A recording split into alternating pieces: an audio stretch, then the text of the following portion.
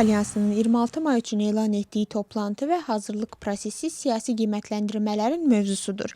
Milli Səfərbərlik kampaniyası çərçivəsində əhali ilə görüşlərə başlanılıb. Bildirilir ki, 26 may Gürcüstanın müstəqillik günündə böyük toplantı keçiriləcək. Hakim komandanın oponentlərinin bir hissəsi bu qərarı müsbət qiymətləndirir. Digər hissəsi isə skeptik yanaşır və bu addımı Gürcü arzusu üçün faydalı hesab edir. Hakimiyyət nümayəndələri isə müxalifətin yeni kampaniyasının nəticəsiz başa çatacağını bildirirlər.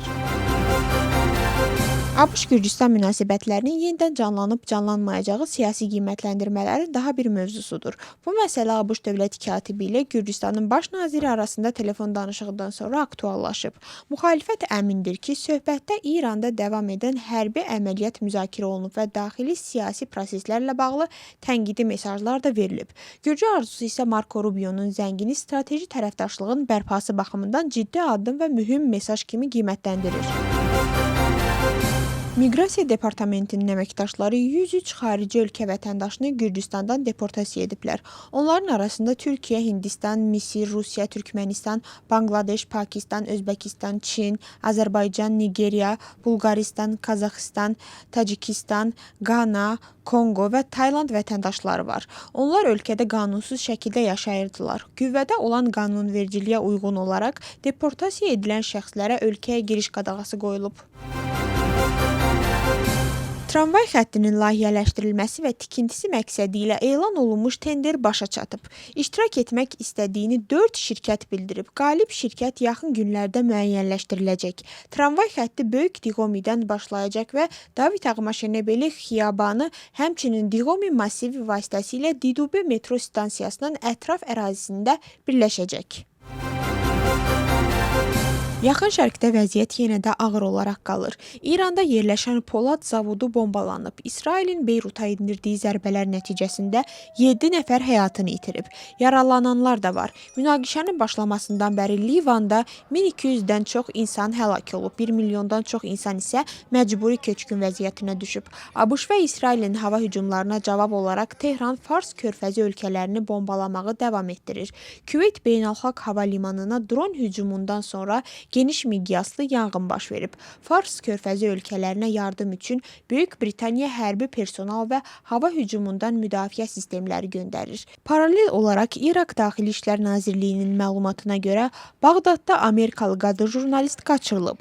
Hazırda hadisənin İranla gedən müharibə ilə əlaqəli olub-olmadığı məlum deyil.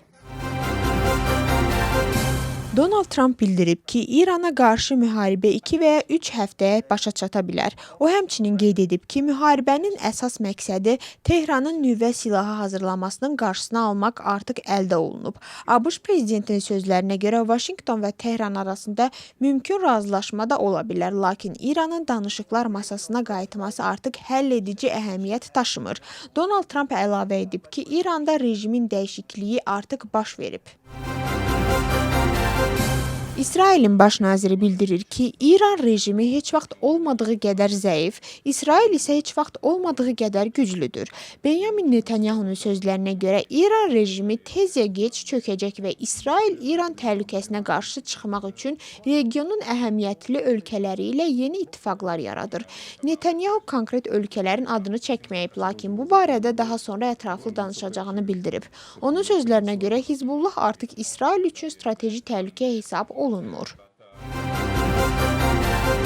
İran prezidenti bəyan edir ki, ölkəyə hücum edilməzsə döyüş əməliyyatlarını dayandırmağa hazırdır. Onun sözlərinə görə Avropa liderlərinə xəbərdarlıq edib ki, müharibəyə hər hansı müdaxilə təhlükəli nəticələrə səbəb olacaq. İran prezidenti bunu Avropa Şurasının prezidenti Antonio Costa ilə telefon danışığı zamanı bildirib. O, ABŞ və İsrailin hərbi əməliyyatlarına münasibətdə Avropa İttifaqının mənfi və qərəzli mövqeyini qınayıb. Onun fikrincə bu zərbələr Avropanın daim müdafiəsindən danışdığı beynəlxalq hüququn və prinsiplərin ciddi pozulmasıdır. Öz növbəsində Antonio Costa sosial şəbəkədə yazıb ki, telefon danışığı zamanı Məsud Pezeşkiyana gərginliyin azaldılması və təmkinli davranış çağırışı edib.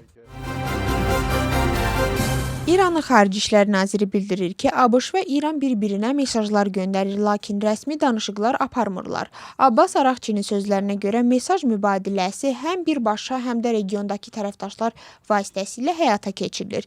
İran ABŞ-ın xüsusi nümayəndəsi Steve Utikovdan yenə də mesajlar alır, lakin bu ünsiyyət rəsmi danışıqların başladığı anlamına gəlmir. İranın Xarici İşlər naziri mediada yayılan Tehranın ABŞ-ın təklif etdiyi 15 bəndlik plana artıq cavab verdiyi barədə məlumatı təkzib edib. O əlavə edib ki, İran atəşkəsə razı olmayacaq, çünki məqsədi müharibənin yalnız İranda deyil, bütün regionda tam başa çatmasıdır.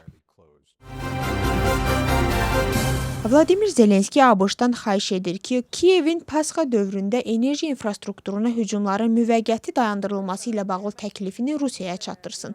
Ukrayna prezidentinin sözlərinə görə Rusiya tərəfindən bu təşəbbüsə indiyədək heç bir cavab verilməyib. Onun məlumatına əsasən Ruslar Donbası 2 aya ələ keçirəcəklərini bildirirlər və buna görə də Ukraynanın regionu tərk etməsi üçün 2 ay vaxtı var. Ukrayna prezidenti xüsusi vurğulayıb ki, Ruslar 2 aya Donbası ələ keçirə bilməyəcəklər.